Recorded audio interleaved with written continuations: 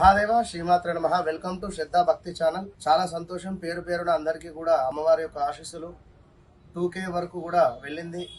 2000 మంది సబ్స్క్రైబర్స్ ఇంకా ఇదే విధంగా ముందుకు వెళ్ళాలని చెప్పి మనస్ఫూర్తిగా కూడా కోరుకోవడం జరుగుతున్నది. మరి ఈ యొక్క రేపు అక్షయ తృతీయ అండి. అక్షయ తృతీయ అంటేనే ఎంతో అద్భుతమైనటువంటి రోజు. మరి రేపటి రోజు మనకు అది కూడా శుక్రవారం రోజు 10వ తారీఖు ఈ యొక్క అక్షయ తృతీయ రావడము ఎంతో వైభోగము, ఎంతో వైభవం కనుక ఈ విషయాన్ని మరి ఎట్లా దీన్ని యూజ్ చేసుకోవాలి అనేటువంటి విషయాన్ని ఈ యొక్క వీడియోలో తెలుసుకుందాం. మనము చిన్నప్పటి నుండి కూడా అందరూ కూడా అక్షయ తృతీయ అనగానే ప్రతి బంగారం షాపు కూడా కిటకిటలాడిపోయేటువంటి పరిస్థితి. ఎంతో కొంత బంగారం కొనాలి అనేటువంటి ఆలోచన ధోరణితోనే ఉండడం జరిగింది. మరి వాస్తవానికి కూడా అక్షయ తృతీయ అంటే ఏమిటి?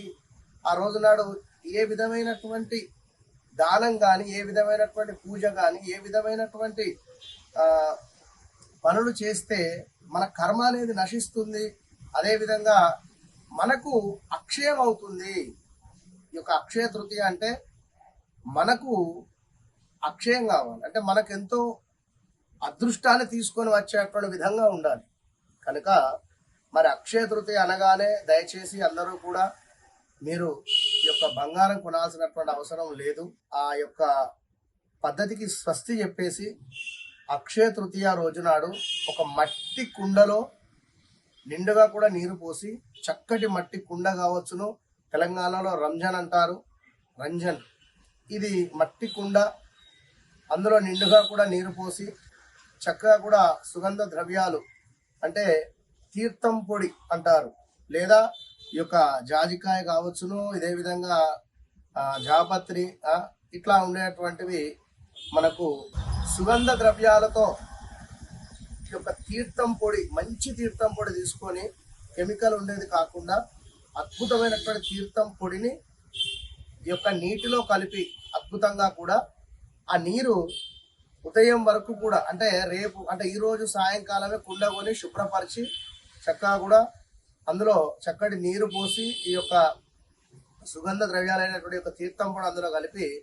మూత పెట్టేసి ఈ రోజు రాత్రి మొత్తం కూడా ఉండనివ్వండి. రేపు దానిని అదే విధంగా తీసుకువెళ్ళి చక్కగా కూడా దానంగా ఇవ్వండి.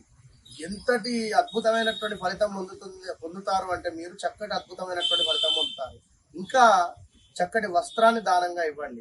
లేదా ఇది చెప్తే అంటే మీరు నమ్ముతారో లేదో కానీ ఒక బంగారం 1 గ్రామ్ అయినా కూడా, గ్రామ్ కానీ మీ శక్తి కొలది ఎంతో కొంత పెసరంత అయినా కూడా బంగారాన్ని దానంగా ఇవ్వండి. లేదా ఒక రైస్ ఇవ్వండి, చక్కగా బియ్యాన్ని దానంగా ఇవ్వండి, చెప్పులను దానంగా ఇవ్వండి, లేదా చెప్పులను కొనుక్కోండి, ఒక నూతన గొడుగును అయినా కూడా కొనుక్కోండి.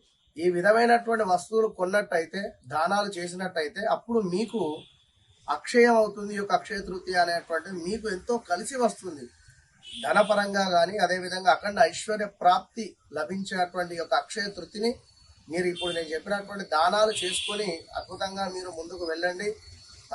ఏదున్న ఆకస్మిక ధన ప్రాప్తి కావచ్చును, అమ్మవారు ప్రీతి చెందాలి. ఇక్కడ చక్కగా పాలను కూడా దానం ఇవ్వచ్చు. కనుక ఈ విషయాన్ని గమనించుకొని మీరు ముందుకు వెళ్ళండి. అక్షయ తృతీయను అద్భుతంగా మనం చెప్పినటువంటి విధంగా చేసుకొని మంచి ఫలితాన్ని పొంది ముందుకు వెళ్ళండి. సంతానం లేని వారు కూడా ఇవన్నీ దానం చేసుకోండి. పెళ్లి కాని వారు కావచ్చు, ఇలా ఏ సమస్య ఉన్నా కూడా దానం చేసుకోండి. అన్ని సమస్యలకు స్వస్తి అనేటువంటిది ఉంటుంది కనుక అర్థం చేసుకొని ముందుకు వెళ్ళండి. మహాదేవ శ్రీమాత్రే నమః.